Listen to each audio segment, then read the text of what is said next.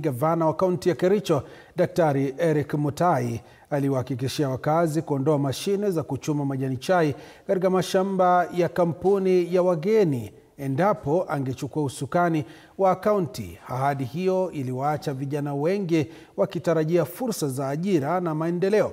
Lakini miaka miwili baadaye, ahadi zimegeuka kuwa maneno matupu.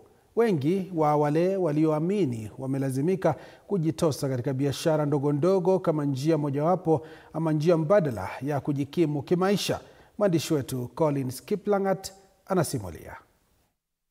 Kericho imecollapse. Kericho iko kwa ICU kwa sababu ya machine. Ni wakati wa kampeni mwaka wa 2022. Ni machines lazima itoke.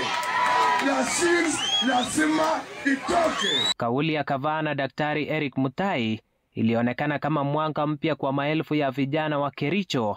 Aliwaahidi kuondoa mashine za kuchuma majani chai katika mashamba ya kampuni za kigeni ili kuwezesha ajira kwao. Katika kijiji cha Chemasit, ukweli unajieleza wenyewe.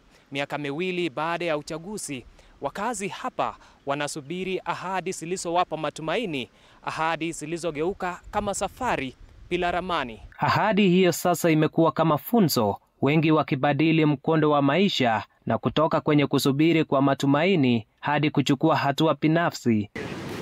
Kennedy Kirui, aliyetarajia kupata kazi ya uchumaji majani chai, sasa ni mfanyabiashara wa hoteli ndogo. Anasema maamuzi yake kuchukua hatua yamekuwa mwanga wa maisha yake. Naendelea kwa hoteli na Mutai alituambia atakuja kutupea kazi na akasema atakuja kutoa machine. Sasa tulianza kazi yetu kwa sababu tulikuwa tunakungojea utupee kazi. Naye Vincent Tonui, ambaye baada ya kusubiri bila ajira aliamua kuanza biashara ya kuosha magari, anasema biashara hiyo ndio msaada wa maisha yake kila siku kwa familia yake. Mimi ni mkazi hapa na ng'ang'ana na mambo ya kibarua hapa hivi kidogo. Nafanya kibarua ndogo ndogo na shona viatu, lakini hiyo kazi hakuna, ni ndogo ndogo tu hiyo kazi. Kwa mujibu wa chifu wa eneo hili, visa vya watu kuchuma majani chai kinyume cha sheria vimepungua kwa kiasi kikubwa. Anaeleza kuwa mabadiliko haya yamechangiwa na wengi kujitoza kwenye biashara ndogo ndogo kama njia ya kujikimu. Na awali tulikuwa na hii challenge ya vijana kufuka kwenda kuchuma majani chai, lakini hivi karibuni tunashukuru vijana sasa wamejihusisha na kazi mzuri, kufanya biashara ndogo ndogo. Na baadhi ya vijana wetu wenye walikuwa wanaenda kuchuna chai hapo estate wakati mmoja ni kwa sababu walikuwa wamekosa kazi. Walikuwa wanienda kuchuna chai na kurudi na kukuja kuuza. Hali hii inazua maswali mengi miongoni mwa wakazi. Ni nini kilichokwamiza utekelezaji wa ahadi ya gavana? Sasa siku ya leo nachukua hii fursa kumuuliza gavana. Please gavana, kumbuka ahadi yenye ulitupatia. Na kama unakumbuka vizuri, utusaidie. Sasa nawaambia vijana msitegemee viongozi. Mufanye kazi yenu, mtafute kidogo kidogo.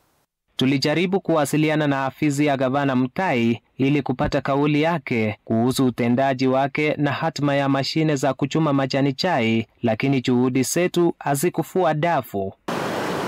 Kwa sasa ndoto zinazidi kudidimia miongoni mwa vijana ambao waliweka imani katika ahadi za kisiasa. Je, vijana wa Kericho wameachwa pweke kupambana na hali ya maisha? Au je, kuna mwanga wowote unaowasubiri mbeleni? Kiplangat Collins kutoka kijiji cha Chemasit iliyoko katika eneo bunge la Bureti kwenye kaunti ya Kericho.